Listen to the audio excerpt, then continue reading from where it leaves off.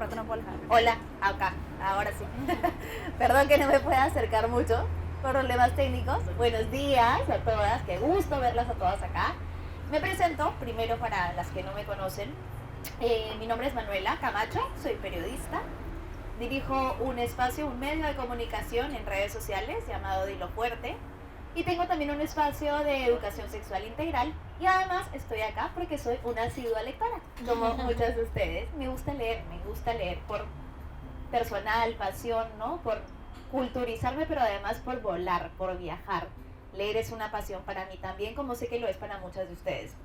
Así que es un súper honor para mí estar acá presentando este evento tan lindo junto a Romina y darle la bienvenida a Virginia Woolf al catálogo de Ibero Librerías en la editorial de Alma, ¿no? Les voy a contar algo que me pasó hace poco. Hace poco me invitaron a un podcast y uno de los entrevistadores me dice: oye, tú en tus espacios hablas un montón de la mujer, ¿no? Y yo, bueno, sí, ¿no? O sea, creo que es un poco a lo que me dedico. ¿De qué temas hablas? Yo le digo, bueno, hablo un poco de las desigualdades que aún persisten, la lucha de las mujeres por derechos, hablo un poco también de violencia de género, o sea, en realidad de todo lo que nos incumbe a nosotras como mujeres, ¿no? Y me dijo, ¿y por qué? Y yo creo que nunca me habían hecho esa pregunta, me quedé como, ¿cómo por qué? O sea, ¿pero qué te inspira, no? ¿Qué te inspira a hablar de las mujeres? ¿Por qué hablas de las mujeres? Y yo le dije, me quedé un segundo como pensando en la respuesta y le dije, bueno, porque soy mujer. Porque me di cuenta que para esa persona no era tan importante en su vida el ser hombre y el hablar del ser hombre, como quizás sí lo es para nosotras el hablar de ser mujeres, y como todas las vivencias que nos atraviesan son diferentes y las vivimos de una manera distinta probablemente, con mayor intensidad, con otro tipo de dificultades, con otro tipo de expresiones, vivencias propias, por el hecho de ser mujeres. Entonces fue para mí un momento como de revelación. Y creo que es muy valioso que generemos este tipo de círculos de encuentro. Me parece súper lindo que me hayan invitado, muchas gracias, para hablar sobre las mujeres. Y precisamente, ¿quién mejor que Virginia Woolf? Hace tantos años, ¿no? Con una visión totalmente adelantada a su época, que puso sobre la mesa muchos de los problemas que hasta el día de hoy persisten. Así que bueno, quiero darle la bienvenida ahora a Erika Córdoba, gerente comercial de Ibero Librerías, y demos un aplauso para calentar esta mañana. Bienvenidas a este desayuno, es el primero que estamos iniciando de un ciclo de eventos que vamos a tener, y les doy la bienvenida a esta casa, Ibero Librerías, y les voy a contar un poquito de quiénes somos y quién es Alma para que puedan entender. Van a perdonar la afonía, pero estoy saliendo de una bronquitis terrible, pero nada, aquí estoy. Así que les cuento, bueno, para quienes no nos conocen, Ibero Librerías es una distribuidora de librería que tiene más de 26 años en el mercado peruano. Es una empresa netamente peruana. Digamos, la familia que la originó son incluso del centro del país, así que es gente de mucha pujanza. Y hace ya más de 10 años nos aliamos a Alma Editorial para poder traer todo el catálogo de la editorial, que de hecho es un catálogo muy rico y que nos encanta. Voy a hablarles ahora un poquito más de lo que es Alma. Alma, de hecho, es una editorial española que viene de Barcelona. Es una editorial independiente, sobre todo, y que ha hecho un excelente trabajo en recuperar todos los clásicos que hace mucho tiempo como que no le tomábamos atención. Si queremos pensar en Alma como una persona, podríamos pensar que Alma es una persona inquieta, que le gusta alimentar su espíritu y el de los demás a través de la creatividad y del buen gusto. Básicamente el catálogo de Alma se compone de 3 líneas fuertes. La primera, como les decía, es esta línea de clásicos, donde tenemos títulos de todas las épocas, escritos por hombres y mujeres. Pero aquí vamos a hacer un paréntesis o un hincapié, como hacía Manuela hace un momento, hablando justamente de esta parte femenina que Alma está rescatando, con autoras tan trascendentes como puede ser Virginia. Las otras 2 líneas que tiene Alma son líneas que están muy digamos, ligadas a la parte creativa, a la parte de colorear, de pintar, pero también de tener entretenimiento, con cuadrados de diversión, que son libros que nos ayudan y nos acompañan más que todo en el ocio. Básicamente eso es lo que les tengo que contar de la editorial. Ahora les voy a pasar a Romina y también, bueno, ya a Manuela, que les van a contar un poquito más acerca de Virginia, de esta autora que estamos ahora literal celebrando y que yo también apoyo. Debe ser una de mis autoras favoritas. Estoy muy emocionada además por eso, porque es una autora que realmente, yo provengo de una escuela de literatura, soy literata de formación, pero es una de las autoras que a mí más me ayudó a entender eso de qué pasa, por qué las mujeres a veces no somos completamente entendidas, porque el hecho de ser mujer nos hace diferentes. Nada, los dejo con Romina. Gracias. Gracias, Erika. Gracias, Manuela. Gracias a todas. Gracias. Me encanta porque a muchas las conozco de la virtualidad y para mí es un placer y un honor estar en esta reunión. Porque además le tengo un cariño especial a Alma. Alma es una editorial que no solo rescata los clásicos, sino que los convierte en una joya, ¿no? Porque, digamos, el libro no llega a ser una pieza de arte completa hasta que nosotros lo abrimos, ¿no? Como lectores. Cada uno de nosotros completa la historia del autor con nuestra experiencia de vida, torcemos un poco la historia hacia lo que nosotros somos y la hacemos nuestra y en ese sentido coescribimos la historia. Y lo que hace Alma es muy lindo porque además ilustra, ¿no? Ese es un sello muy particular de la editorial. Ilustra los clásicos y encuentra artistas que puedan plasmar lo que los autores, escritores, escritoras quisieron decir en su historia. Así es que tomemos estos libros como una joya y como una joya que contiene una verdad muy grande para cada una de nosotros. Los clásicos, justamente, por eso son clásicos y se convierten en ellos, porque tienen una verdad que trasciende al tiempo, ¿no? Es como si fuesen atemporales, como si pasaran los años y así Una habitación propia haya sido escrito en 1929 y los libros de Jane Austen y la Brontë en el siglo XIX, pues todavía resuenan al día de hoy cada vez que los leemos. Es como si maduraran o envejecieran o tomaran un cariz nuevo a través de los años.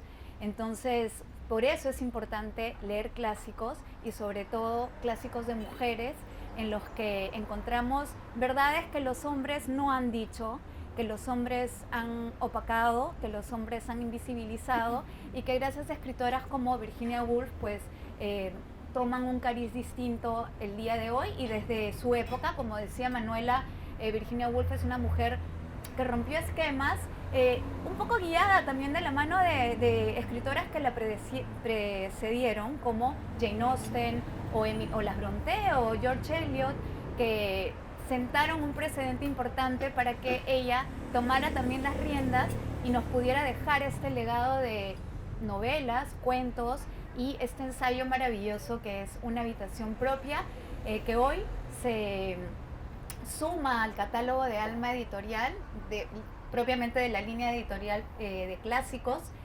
Y próximamente vendrán otros títulos, ¿no, chicas? El Faro, Las Olas. Alfaro ya está acá también, pero hablemos de Una habitación propia porque la relevancia que cobra esa obra el día de hoy es muy importante. Virginia Woolf tuvo una vida con muchos vaivenes emocionales. Ella nació en una sociedad en la que la mujer no tenía un papel muy importante, por no decir casi no existía.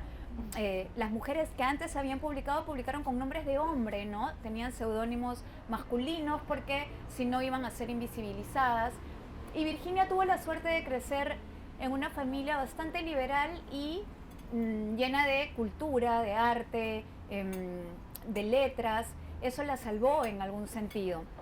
Pero ella pierde a su madre muy joven, pierde a su madre, pierde a su hermana, y en alguna de sus obras ella cuenta de manera un poco velada que fue abusada sexualmente por sus hermanastros, hijos de la madre que tuvo en un primer matrimonio, medios hermanos deben ser, ¿no? Sí, son medios hermanos. Fue abusada y esto la marca profundamente, obviamente, y pierde un poco la confianza, ella lo dice, en el género masculino. Sin embargo, al pasar el tiempo, la escritura la salva, ¿no? Ella tuvo muchos episodios en los que quiso quitarse la vida, mucho dolor, ella estaba rota, pero la escritura la salva. y los médicos le decían que por favor dejara de escribir, ¿no? Que escribir era una manera de enfrentarse a todo este dolor y que eso la hacía peor, ¿no? La hacía mal, imagínense. Al contrario, pienso yo que la escritura fue para ella su cable a tierra, su tabla de salvación, y que gracias a que insistió en escribir, es que hoy tenemos este legado poderoso que es la cantidad de novelas que tiene. Ella finalmente sí se quita la vida, como muchos de ustedes sabrán, sin embargo la tuvimos más tiempo de la que pudimos haberla tenido. Virginia Woolf escribe Una habitación propia, que es un ensayo donde seguro muchos de ustedes la han leído ya, ¿no? Contiene unas charlas, unas conferencias que ella da en escuelas o en colegios específicamente para mujeres que habían en la Universidad de Cambridge en aquel entonces. El libro fue publicado en 1929 y tiene algunos ejes principales, como todas saben, ¿no? La idea de Virginia Woolf era empoderarnos para que consiguiéramos la libertad económica, ¿no? Tener independencia económica para poder, a partir de ello, lograr tener un espacio propio, una habitación propia, un lugar en el que podamos escribir, pero también reflexionar, pero sobre todo tener libertad, ¿no? Hay gente que malinterpretó esa frase como un poco materialista, pero en realidad no, porque antes era el hombre el que proveía a la mujer. Habrán leído las novelas de Jane Austen, ¿no? Donde las chicas, la mayor preocupación era tenerse que casar con alguien que las mantuviera. Sin embargo, lo que propone Virginia Woolf es justamente romper con eso, ser dueñas de nuestro destino, y nuestro destino solo se puede construir a través de la libertad, de pensamiento, de reflexión, y justo en ese camino ella también propone la escritura como un medio de ser más libres, ¿no? Entonces, no solamente la mujer debe escribir, y eso es de lo que ella habla en su ensayo, citando autoras como las que ya hemos mencionado, sino también que tenemos que leer más, que tenemos que entregarnos más al arte, y finalmente que la desigualdad de género hay que combatirla. Ella, si bien es una gran referente de la lucha feminista, este libro propone una visión igualitaria, ¿no? De pares. No es que seamos más ni que los hombres sean más que nosotros, somos iguales, pero nosotros necesitamos empoderarnos. Y eso, chicas, es importante leer, y creo que Manuela nos puede dar una visión un poco más específica del feminismo y de lo que ha significado la obra de Virginia Woolf para la lucha de nuestro espacio en las artes, en la escritura, específicamente en la literatura, y bueno, los derechos que poco a poco estamos conquistando. ¡Bravo! Gracias, Romy. Sí, de hecho quiero hacer este espacio interactivo, que hablemos, ¿no? Que si alguno de ustedes tiene algo que decir, quiere hablar, o le surge algo, igual voy a hacer algunas preguntas y lo podamos conversar. Entonces, bueno, ya Romina nos ha dado bastante el fondo de lo que va el libro. Yo he apuntado algunos elementos en particular que me gustaría conversar con ustedes y saber qué piensan, ¿no? Como decía Romina, a ella le dicen, ok, ¿sabes qué? Necesito que hagas una serie de ensayos para estas mujeres y necesito que hables de mujeres y de literatura. Y a Virginia lo que automáticamente le hace ruido, ¿no? En vez de decir, ok, voy a hablar de mujeres y de literatura, pero lo primero que debo decir son las barreras que tenemos para acceder a la literatura. O sea, no voy a hablarte de cómo llegar a ello, te voy a decir el por qué aún no podemos llegar. Como muy bien mencionaba Romina, las mujeres antes de ella, una de las cosas que dice en el libro es que prácticamente hasta el siglo XVIII no existían en la historia. Y para ella resulta muy contradictorio, y creo que algunas de ustedes podrán darle la razón en esto, que para la visión masculina de la mujer, en los libros, en la poesía, siempre la mujer era impoluta, ¿no? Un angelical, hermosa, pero en la vida real inexistente. Entonces, ella encontraba en eso una contradicción enorme entre que el hombre idealice a la figura femenina como madre, esposa, pero ¿y qué hay de la mujer en la vida real? En las historias cotidianas no existía la mujer, y a ella eso le molestaba muchísimo, y es cierto, o sea, hasta antes de Virginia Woolf, y bueno, como mencionaba Romina, también autoras contemporáneas, la figura de la mujer en la vida cotidiana no era algo que predominaba, mucho menos, pero no existía, ¿no? Entonces, acá ella habla, voy a apuntar, decirles un poquito lo que yo he apuntado para ver si están de acuerdo conmigo. El primer tema que aborda tiene que ver con el rol de la mujer en la sociedad. Hasta ese entonces, la mujer era esposa y madre, pare de contar. Incluso hay una cita súper fuerte que ella pone en el libro, en la que menciona algo que había dicho un profesor en una conferencia, y él había dicho, cuando los hijos dejen de ser deseables, la mujer ya no va a ser necesaria. Entonces, engloba un poco, ¿no?, cómo veían los hombres de ese entonces, como prácticamente una portadora de hijos a su pareja, a la mujer. O sea, ese era su rol en la sociedad. Y ella se cuestiona y dice, ¿cómo una mujer va a encontrar tiempo para escribir si tiene 13 hijos? Dime en qué momento se va a sentar a escribir. ¿Alguna de ustedes tiene hijos? Yo. 1, 2, 3. Yo. 4. Bueno, yo aún no tengo hijos, pero imagínense, me imagino que encontrar tiempo para ti con 1 o 2 hijos es difícil, ¿verdad? ¿Estoy en lo correcto? Es terrible, dice por acá.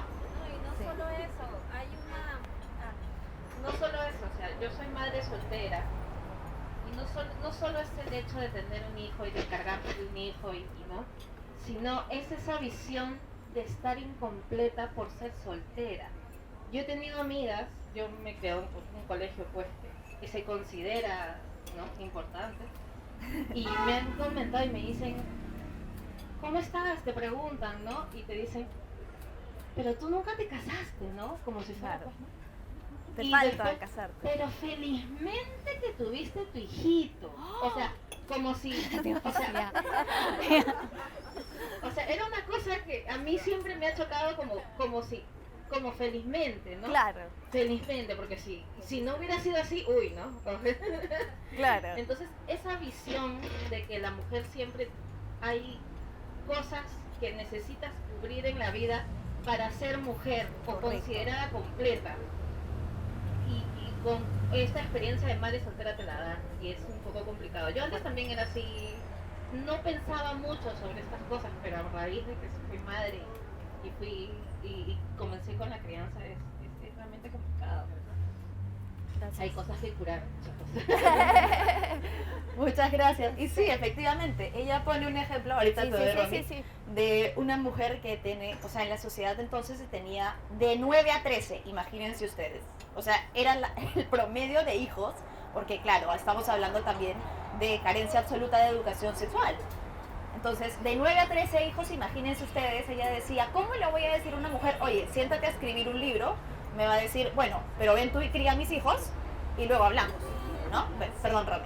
No, quería complementar que además, ¿no?, de esta visión, en aquella época las leyes eran bien absurdas, porque si tenías solo hijas mujeres, ¿no?, el heredero solo podía ser un hombre, ¿no? Y si no si no tenías hermanos hombres, pues buscaban al primo, al tío, no sé, al primo más cercano, que incluso podías no conocerlo, para que él administre y recibiera todo el dinero, ¿no? Entonces, las chicas o las mujeres que se quedaban sin padre quedaban un poco a merced de ver si el primo pues les daba algo, ¿no? Claro. Y justamente por eso había muchos matrimonios entre primos, entre familia, porque las chicas tenían que asegurarse, Claro. ¿no? Era la única Algo. manera de preservar un poco la estabilidad económica para poder casarse, criar y atender al marido. Eso. Correcto. Y por la misma línea de lo que va Romina, el tema de las leyes, ¿no? Paso al siguiente punto que yo considero que es muy importante en el libro, que es el tema de la autonomía o la independencia económica de la mujer. Entonces, cuando se publica este libro, se acababa de aprobar recién, era muy reciente, me parece que hace 9 años, el derecho al voto a la mujer. Y hace también 5 años, recién la mujer podía tener derecho sobre su patrimonio. Porque antes de eso, si yo heredaba y me casaba, todo mi dinero le pertenecía a mi esposo. Él era el que tenía el único derecho de administrarlo, yo no. No importa que había sido mi herencia, no importa que me lo había dejado mi padre, mi abuelo, el conde, de donde quieran.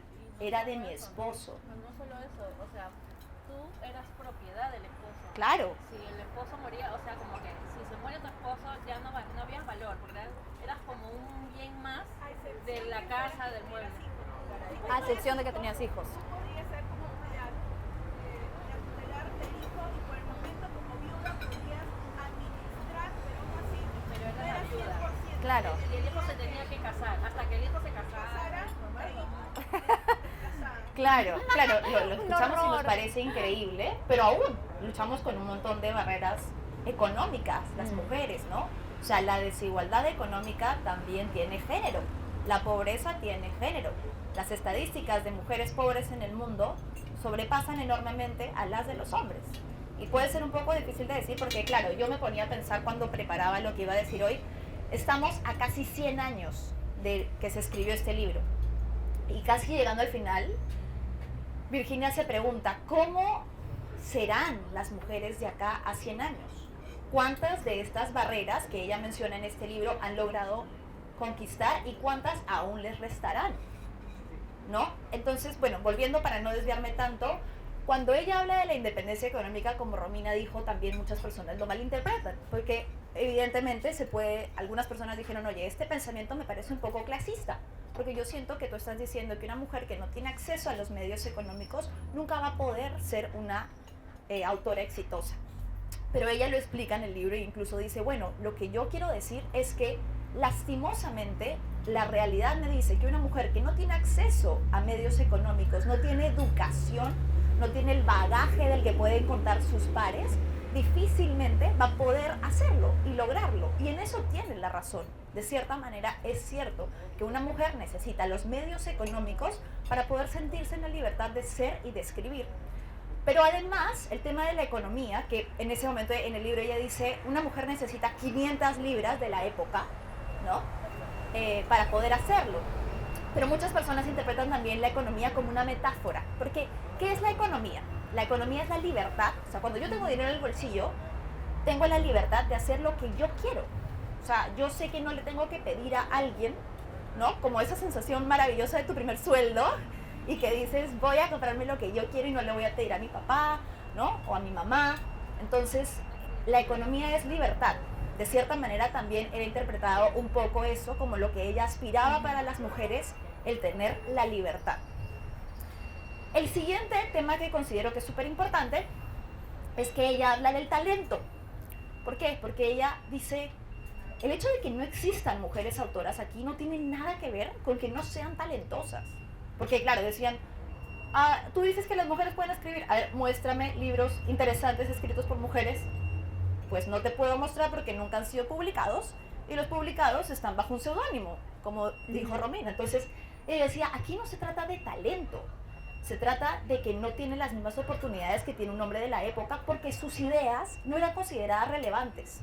Una mujer podía dedicarse un año entero a escribir un libro, un ensayo, nunca lo iban a publicar. Y si lo leían iban a decir, no, ¿quién lo escribió? ¿Una mujer? Ahí nomás, gracias. Quiero acotar Dale, dale. algo.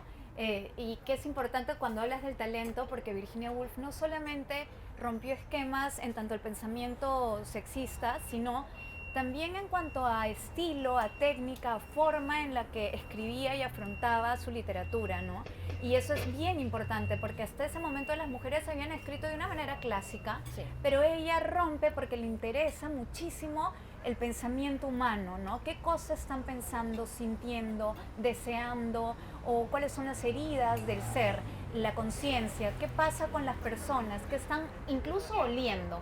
Entonces recurre mucho al monólogo interior que hasta esa época no se había utilizado y también a una prosa muy poética que habla de una mujer que tiene vaivenes emocionales muy poderosos, que refleja en su obra y que además termina siendo una influencia muy importante para la literatura del siglo XX como de avanzada, ¿no? O sea, y la mujer, y la persona, mejor dicho, que lo hace es una mujer, y eso es muy, muy valioso, y quizás no fue muy bien visto en la época, pero sabemos hoy que las grandes rupturas del arte las hemos hecho nosotras las mujeres, ¿no? Como un poco también Emily Brontë, que no la quiero invitar al té, pero acabo de leerla y es un poco eso, ¿no? Genial. Bueno, por esa misma línea de lo que dice Romina y lo que yo les comentaba, en una parte del libro esa arista del talento para mí fue muy importante, porque ella dice, ok, se inventa un personaje ficticio que se llama Judith Shakespeare. Judith Shakespeare es la hermana imaginaria ficticia de William Shakespeare. Y dice, los dos eran igual de talentosos, igual de genios, pero Judith iba a tener otra serie de obstáculos que su fabuloso hermano William jamás. No, ojo, yo no me estoy metiendo con el gran William Shakespeare, pero Judith, esta hermana ficticia, por ejemplo, decía, ok, ella es muy talentosa, es muy inteligente, pero nunca pudo ir a la escuela, porque las mujeres no iban a la escuela, se quedaban en casa viendo cómo sus hermanos iban a la escuela. Entonces, mientras que William se educó, Judith leía los libros que se le permitía leer, porque ni siquiera tenías la libertad de leer lo que tú quieras leer. Te decían que podías y que no podías leer. Para ingresar a una biblioteca tenías que entrar con un hombre, porque el hombre tenía que supervisarte, tú no podías entrar por ti misma. Había librerías solamente exclusivas para hombres, no podía ingresar una mujer. Así porque es. era mal o te detenían y a eso te perjudicaban.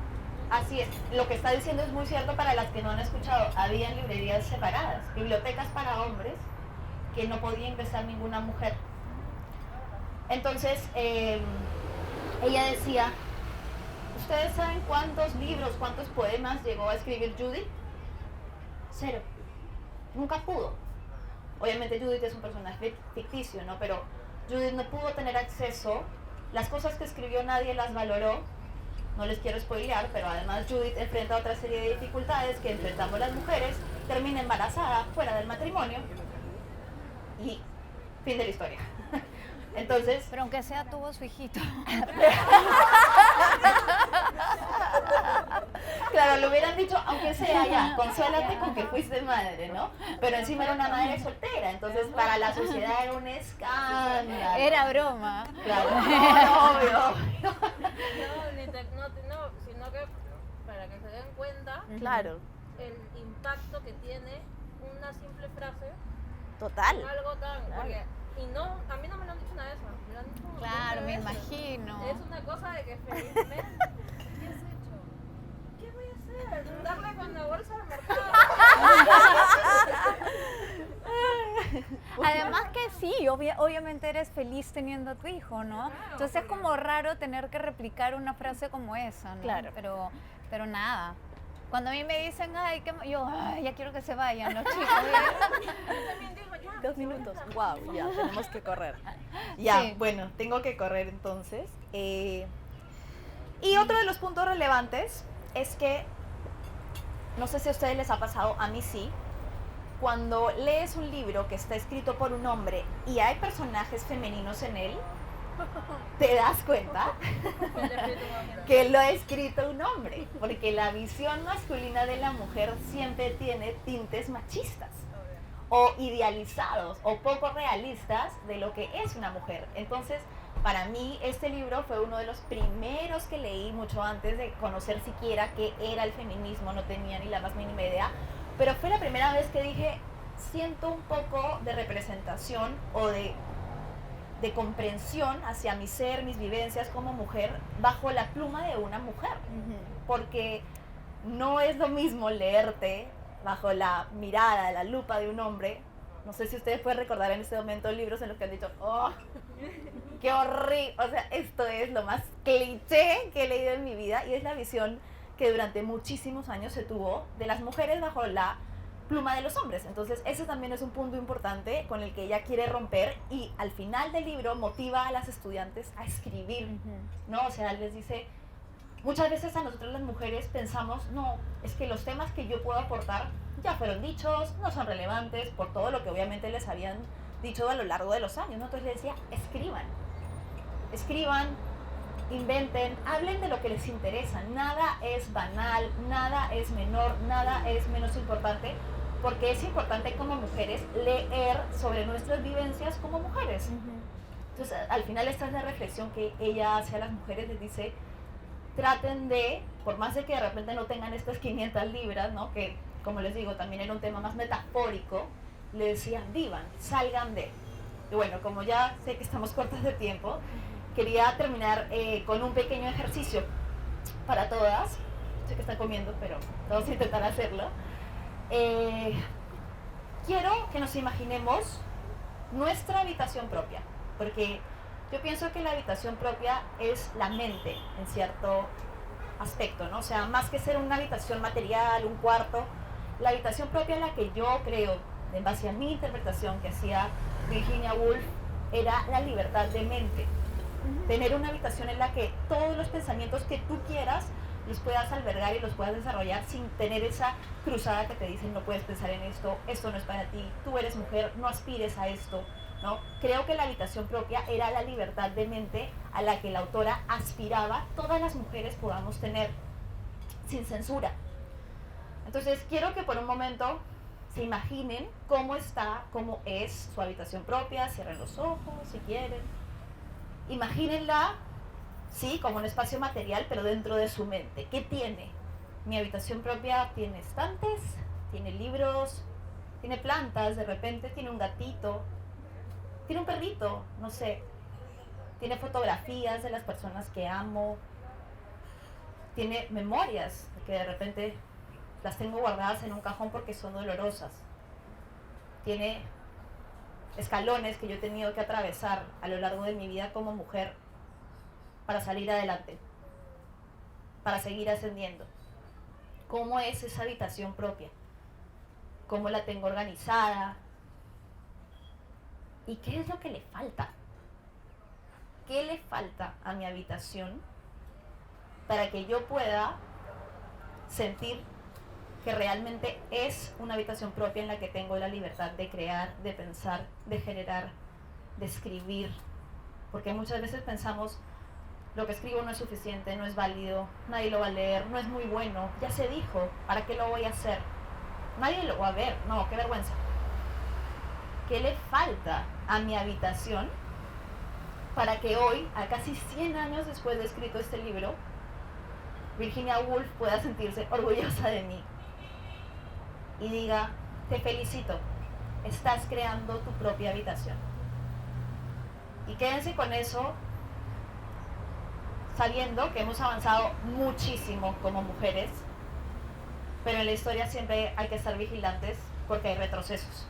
Lo acabamos de vivir recientemente con lo que ha sucedido en Estados Unidos. Entonces, creo que este libro es muy importante para saber, ¿no? Para ver hacia atrás y ver todo lo que hemos logrado avanzar y decir, wow, yo me hubiera muerto si hubiera sido una mujer en esta época, ¿no? Eso es lo que uno piensa cuando yo lo lee y dice, wow, no, qué difícil. Lo mucho que hemos avanzado y darse cuenta lo mucho que nos falta aún por caminar. Haciendo estos espacios también hacemos patria femenina, creo yo, de alguna manera, porque hacemos honor a hablar de lo que nos interpela, de lo que nos atraviesa, de lo que nos importa como mujeres. Y qué mejor que poder decirlo, soltarlo y conversarlo entre nosotras. Así que nada, les invito a las que no lo han leído a que lo lean, a las que ya lo han leído que lo vuelvan a leer. Yo lo acabo de volver a leer y lo ves con otros tintes, otra mirada. Y eso, gracias. Y ahora las dejo con Romy. Sí, chicas, gracias por estar aquí. Sí, aplaudan a Manuela. Les agradecemos muchísimo, generemos más espacios, como dice Manuela, es muy importante que estos momentos también nazcan de nosotras mismas, que sean espontáneos, que nos conozcamos más y que leamos clásicos. ¿Por qué? Porque los clásicos no solamente nos reflejan en muchos sentidos, sino también nos definen en contraposición, ¿no? Hay muchas realidades escritas en clásicos literarios en las que decimos, no, pero qué horrible este cliché de mujer, ¿no? O sea, buscando al marido. Pero justamente leer estas realidades nos permite conocer una historia que no debemos de volver a repetir y contra la que debemos de luchar. Entonces, por eso son importantes también los clásicos, porque en un sentido nos reflejan y de hecho en una habitación propia, Virginia Woolf habla de la literatura como un espejo, ¿no? Pero también nos define en contraposición, ¿no? Lo que somos, siempre lo repito, pero no me canso, La literatura nos enseña lo que somos, pero también lo que no somos. Y lo que no somos es más importante porque sabiendo qué cosa nos falta en el mundo, podemos buscarlo, ¿no? Y bueno, eso, chicas, gracias por todo, disfruten del desayuno, gracias a Ibero y a Alma Sí. Editorial por este espacio y sigamos creando espacios, escriban, lean y coman bonito. Gracias.